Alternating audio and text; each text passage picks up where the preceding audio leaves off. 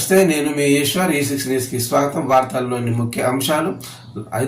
అమెరికాలో అక్రమంగా నివసిస్తున్నటువంటి అక్రమ వలసదారులను పంపించి వేస్తామని దేశ అధ్యక్షుడిగా బాధ్యతలు చేపట్టడానికి ముందే ట్రంప్ ప్రకటించడం.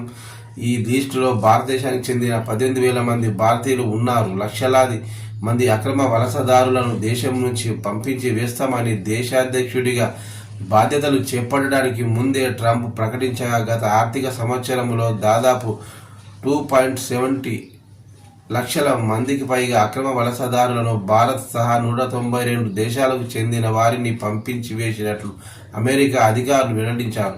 2024 ఆర్థిక సంవత్సరంలో ఐసిఈ 2.647 మంది భారతీయులను తరలింపు నిమిత్తం నిర్బంధించి వీరిలో 1,500 మందిని భారత్కు తరలించి వేశారు.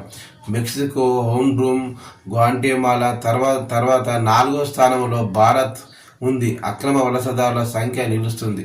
బైడెన్ పాలనలో చివరి వార్షిక నివేదిక ప్రకారం ట్రంప్ గతంలో మొదటిసారి అధ్యక్షుడిగా కొనసాగిన కాలంలో కూడా ఇంత భారీ సంఖ్యలో అక్రమ వలసదారుల తరలింపు జరగలేదని తెలుస్తుంది. గడిచిన దశాబ్ద కాలంలో ఒక సంవత్సరంలో ఇంత భారీ సంఖ్యలో తరలింపు జరగడం ఇదే మొదటిసారి.